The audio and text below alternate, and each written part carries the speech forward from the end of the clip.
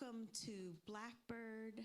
I'm Bridget Coulter-Cheadle. I'm founder of this space. We are a visionary membership society for incredible impactful people, women of color, allies, and co-conspirators, I like to say. And we're also a storytelling studio. And today we get to hear story, which is one of my favorite things that we do here.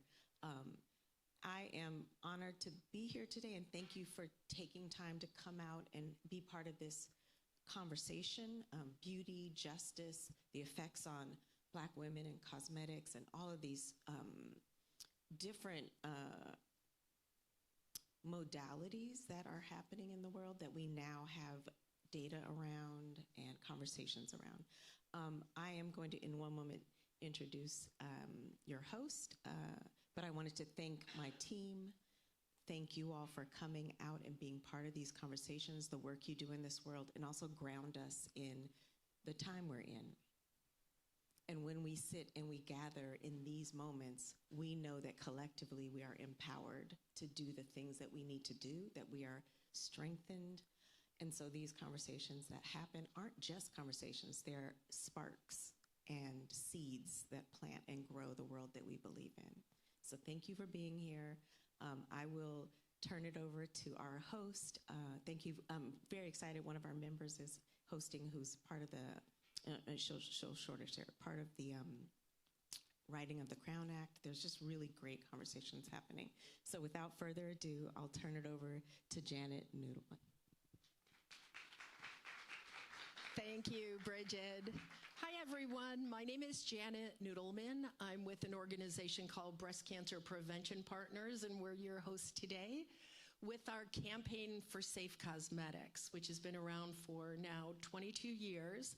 We're the only national organization that's focused solely on preventing breast cancer by identifying and eliminating the environmental links to the disease.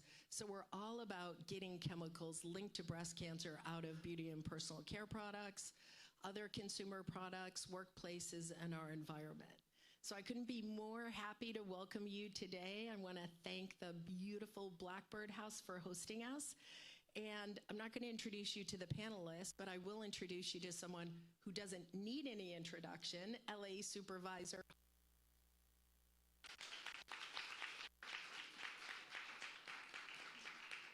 who's moderating today's panel discussion on beauty justice. Thanks so much. Good afternoon. Happy Sunday. Welcome to Blackbird. How many, I don't think I heard her say, how many for you this is your first time here? Do you see that? Blackbird folks, did you see that? Well, I am a proud member. Isn't it a glorious space to be in? It is a beautiful space to be in. So I was back there running my mouth, so I was like, oh, it's time for me to talk. So I'm really very pleased to be here for a variety of reasons. I want to welcome you here to Blackbird, to the very dangerous Culver City. You all risked your lives to come to Culver City.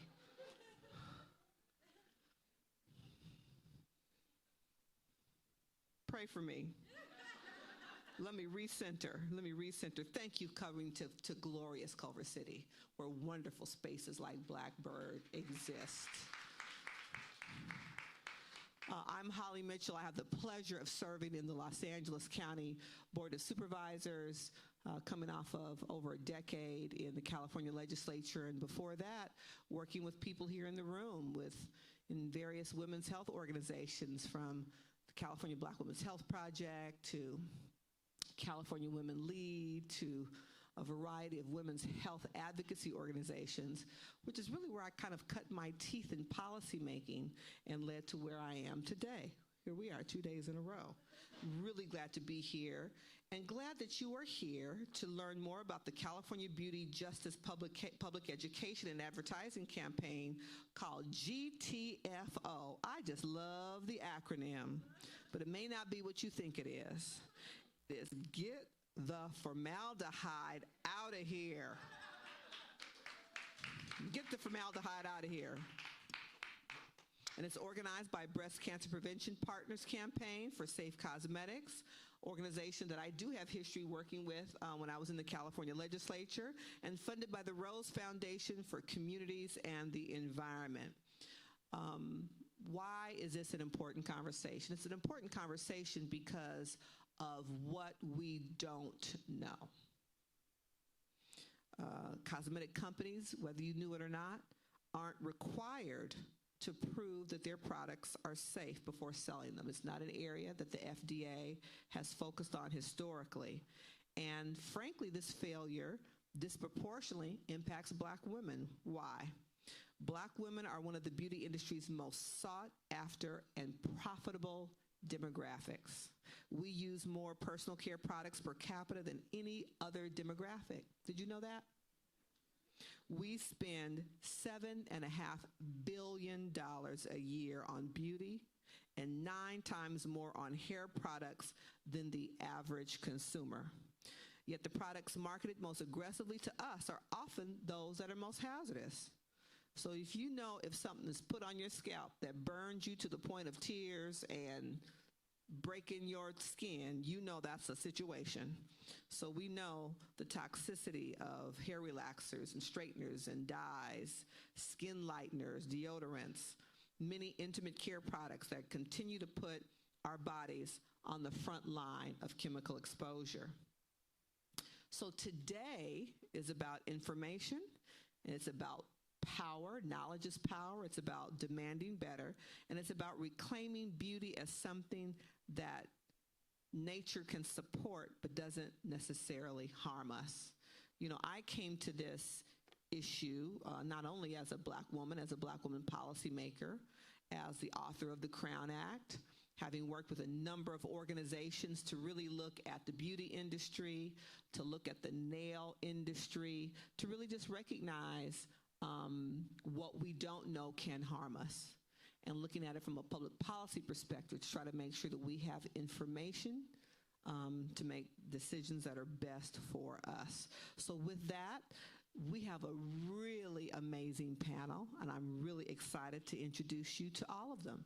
Why don't we have the amazing panelists? Oh, look at the billboard. Come on out. Felicia Jasmine.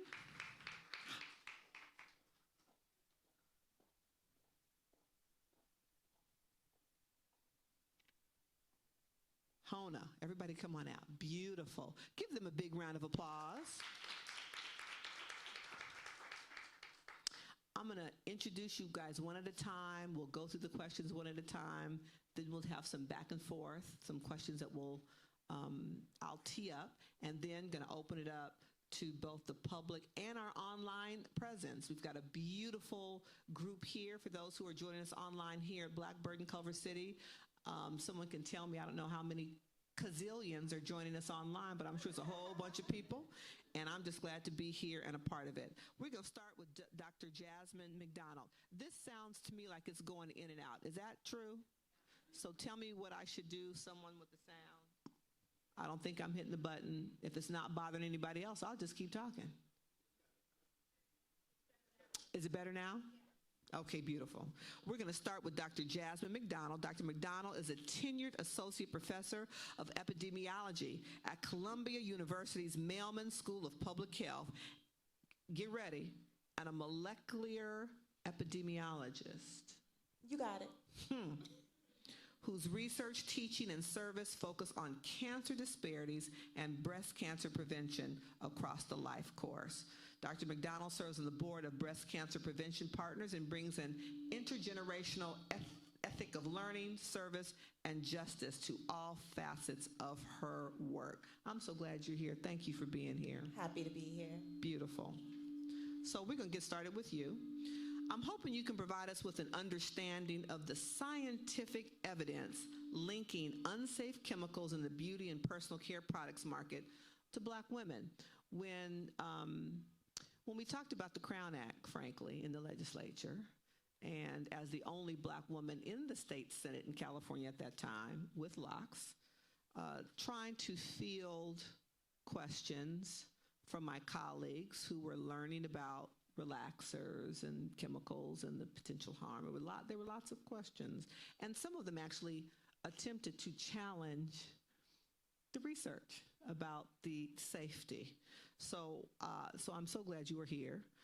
So how and why is this campaign focusing on formaldehyde is so important? Talk to us about your research and why formaldehyde is a bad thing. Well, I'll start off by saying that, this industry is $100 billion industry. Absolutely. And it uses thousands of industrial chemicals to make the personal care products and the beauty products that we as consumers, as well as hair salon owners and practitioners, use every day. Yet, the fact of the matter is these industrial chemicals are the same chemicals that we use to grease our gears. These are the same things we use to make our plastics more flexible. And it's the same thing we use to embalm bodies. That's what I was about to say. I was thinking that and I thought, I'm not going to say it out loud till the epidemiologist says it, but I believe that that's what we inject into dead bodies to preserve them. Yeah, and that's the thing. You can also use it as spray to make the body, getting too deep, but yes, that is exactly what we use to embalm bodies, as well as taxidermy. But the fact of the matter is that these chemicals are known to cause human harm as well as environmental harm. So let's talk about, okay, if that's the case, and we have this growing body of evidence that these chemicals are associated with human harm and environmental harm, then we should just regulate. Well, the European Union Cosmetic Directive regulates 2,400 chemicals that have been associated with harm. So this is harm such as reproductive problems, harms like neural development, birth defects, anything like associated with harm. In contrast, the FDA has restricted or banned 15. So that's 2,400 chemicals regulated by the European Union Cosmetic Directive, and in the United States, 15. And I don't want to get political today in Culver City, but I have a growing and deep concern about the focus of the current FDA, and if that number could get even smaller, frankly. Oh, it can definitely get smaller. And then what's important to know is it's not a ban of 15. It's a restriction and or ban. So that means that if you're restricted, you don't have to remove it completely out of the products that you're selling to the consumer. And this is especially concerning for Black women. I mean, Black women as consumers, as you mentioned, they're one of the highest consumers for beauty, especially hair products. But we know that these products that are marketed to Black consumers, they have been linked to harms that we see in our community. Everything from ovarian cancer, uterine cancer, breast cancer. It's been used for uterine fibroids, associations with reproductive harm, endocrine disrupting, which means hormone disruption. So we see that these chemicals are linked to adverse health effects in our community.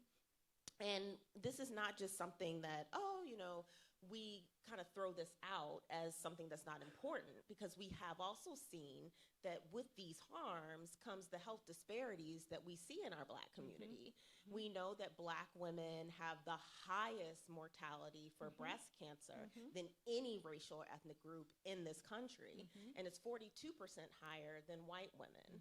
And the data is out there. There is evidence. So we're talking about epidemiological data that's seen in human populations. And we have seen that Black women who regularly use hair relaxers or permanent hair dyes, So Black women who regularly use permanent hair dyes face a 60% increased risk of breast cancer and a 44% higher risk of uterine cancer. Those who regularly use straightening products, perms and relaxers, they have a 30% likely development of breast cancer and double the risk of uterine cancer. And it's even been seen that those that are using hair relaxers have more aggressive breast tumors. So we've seen it not just in the risk, but also in the outcome of the disease. And we also know that, this campaign specifically, the major focus is formaldehyde. And that's important because formaldehyde is a known human carcinogen. So that's the top that you can get. It's a known human carcinogen, and it shows up in products ranging from hair straighteners and relaxers to baby shampoo to body lotion to bubble bath. And it is the same chemical that we use for embalming and taxidermy. And I just want to be clear, this is not something that's kind of like hand-wavy. National, international agencies have agreed. So the International Agency for the Research on Cancer, the Environmental Protection Agency in the United States, the National Toxicology Program, they all agree that since 1995, when it was reported, formaldehyde is a known human carcinogen, meaning it's known to cause cancer in humans. But it remains. And yet it has not been prohibited No, it remains. from use in all of those cosmetic products that you just talked about. Not at all. It remains in our products today, despite how long we've known that it's been carcinogenic. And while the FDA has been studying its use within cosmetics, the fact of the matter, it wasn't until October of 2023 that they proposed that they may ban the use of formaldehyde. But 3.5 years later, they've missed their own deadline to propose this ban 5 times. And then I seem to recall that the current composition of the FDA panel has been drastically changed and perhaps more politicized in the last year. It is unfortunate that science gets politicized because as a scientist, we don't have a route that we go. We go where the science tells us. Where the facts lead you. And the science tells us, regardless of political party, that formaldehyde is carcinogenic and doesn't need to be in any product that we apply to our body, our face, or that we are submerged in a bath in. It just shouldn't be there. So Calgon, please don't take me away. Exactly. Calgon, leave me alone. And it's really concerning, especially because the formaldehyde is in products that are heavily marketed to Black consumers. Like? So hair relaxers, permanent straighteners. And there's a recent study that was done that found that 50% of the products that are used by LA residents contain formaldehyde.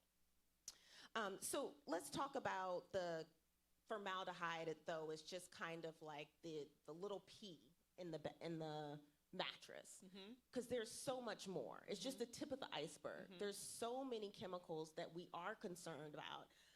So for example, if we think about chemicals of concern that lurk in the actual Black beauty and personal care products, even a recent by Consumer Reports did a 2025 analysis of 10 synthetic hair braids. And they looked at the different chemicals within that synthetic hair. And they found that 3 of them contain benzene, which is a known carcinogen associated with acute myeloid leukemia, which is a cancer. And a recent study was just released by Alicia Franklin from Silent Spring Institute, where she's shown even more harmful chemicals that were in this particular synthetic braiding hair. I mean, 9 out of the 10 from the Consumer Report had high levels of lead. And so the other thing we concern ourselves with is that people will say, okay, it's not that important. But we see forever chemicals in our waterproof lipstick. Endocrine disrupting parabens and phthalates are found in our hair, our body, our skin products. Cancer associating BHA, BHT, and carbon black are in color cosmetics, eyeliners, lipstick. And some people say, it's just a little bit, don't worry about it. But the fact of the matter is that we are using these products not in a bubble. So that one single ingredient will be in multiple products. Or we'll have multiple ingredients in multiple products. And we are also exposed during periods of time where it's really vulnerable. So if you think about you're exposing yourself, what about the children? Absolutely. So, these are things that we have to be concerned with, especially with salon workers who are really faced with heavy exposure as well. And that is a perfect transition, although I'm going to come back to you at the end because I'm not leaving here until you tell me what you use, because I'm just going to go by that. That's going to be the abbreviation and what I use from you. So perfect transition. doctor to Felicia Leatherwood. As you talk about our exposure, think about those women and men in the industry who are exposed times 10 based on your exposure to the products as you're using them in your profession. Felicia is a well-known hairstylist who's worked with Issa Rae, Ava DuVernay, Will Smith, Jill Scott, Anthony Anderson, among others. Her work has been seen in Vogue, Variety, Elle, Ebony, and Essence. So whether online or in person, Felicia's message is rooted in the idea of holistic health and fundamentally loving yourself, a true inside-out approach to hair care. And it's from these experiences that the idea of a specialized hair solution really began to form for you. So thank you for being here. Appreciate you. I was talking to Felicia when I was backstage and didn't hear my introduction, so we were having full conversation. So if you would share with all of us, please, Felicia, what first drew you to natural hairstyling and how it changed your approach overall as a stylist.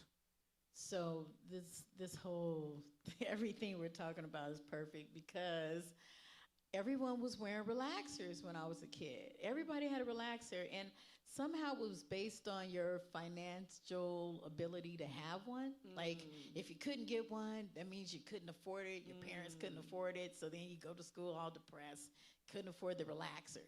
We didn't know that it was jacking us up. So for me, my mom was like, she never put a relaxer on me. She would get her own hair done, but never gave me a relaxer. So I took matters into my own hands, and I went and got the box and did it myself. I see your faces. You're like, what? Yes, we've all tried it, right, at home. Didn't want to spend that money. And there were 3 types. There was like a regular, a mild, and an extra strength. And I think the myth at that time was the kinkier your hair, then you needed the super. You needed the extra strength. Of course, that one burned the most, right? And our goal was as straight as possible. As straight as possible, without thinking about the damage that it was causing. Now, honestly, intuitively, we've all had that little voice that said, this could be bad one day.